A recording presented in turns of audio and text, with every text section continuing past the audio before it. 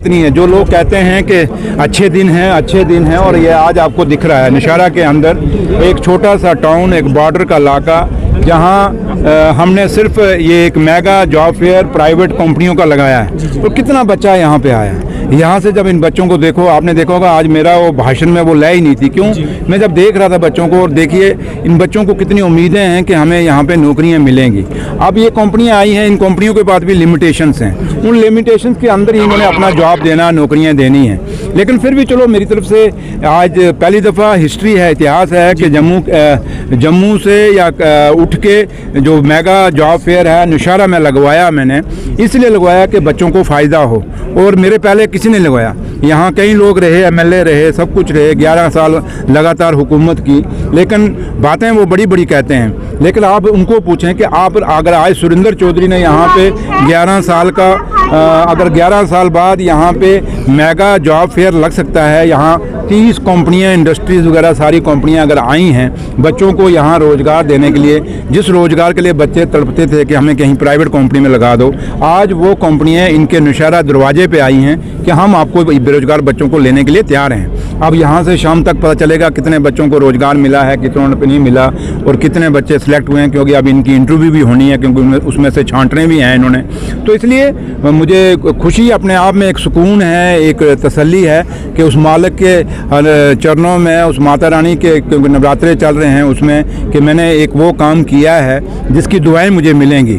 तो लिहाजा ये खुशी की बात है कि आज उमर अब्दुल्ला सरकार ने जो वादे किए थे कि हम आपके दरवाजे पे सरकार को लेके आएंगे, तो ये मेगा जॉब फेयर जो प्राइवेट कंपनियों का है ये आज नौशहरा में लगा है, तो ये डोर स्टेप ही है। तो इसलिए 8वीं फेल बच्चों को भी यहाँ पे लिया जा रहा है। इनको कहना है कि उनको जितने, मैंने कहा ना कि उनकी जो ज़रूरत है वो काफ़ी बड़ी बड़ी इंडस्ट्रियाँ आई हुई हैं। मैंने खुद देखी, क्योंकि कुछ इंडस्ट्रियों को मैंने वहाँ खुद भी विजिट किया हुआ है, मैंने खुद भी देखा, वो काफ़ी बड़ी इंडस्ट्रीज जो कंपनीज आई हैं, बच्चों को फ़ायदा होगा।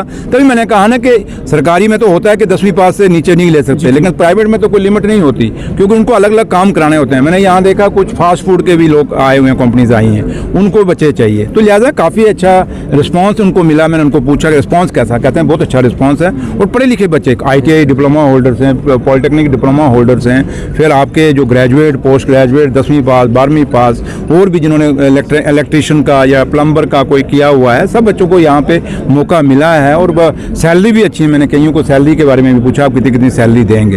तो लिहाजा अब देखते हैं इसमें से इसका फ़ायदा नौशहरा के लोगों को कितना होता है। अब तो जब ये पूरा कंक्लूड होगा मेला, उसके बाद ही बता सकते हैं। बेरोजगारी बहुत है सर, सरकारी नौकरी के बारे में कुछ कहेंगे आप? 2.5 दिन की सैलरी उनकी काट ली गई थी। उनका ये कहना था कि आप डिप्टी CM सर तक ये आवाज़ पहुंचाएं कि उनकी सैलरी जो काटी गई, आज वो प्रोटेस्ट कर रहे थे। मैं एक ट्रेड यूनियन लीडर रहा हूँ। ये नया कल्चर, नया दौर आया है कि मीडिया के थ्रू मुलाजिम बात करता है। अगर मुलाजिम को कोई प्रॉब्लम है तो उनकी ऑनरेबल मिनिस्टर हैं, उनके पास जाना चाहिए। उनकी एसोसिएशनें हैं, उनकी यूनियंस हैं। तो इसलिए ये नया मुलाजिम है, और ये नए मुलाजिमों का एक नया अंदाज है जो कि सरकार में नहीं चलता।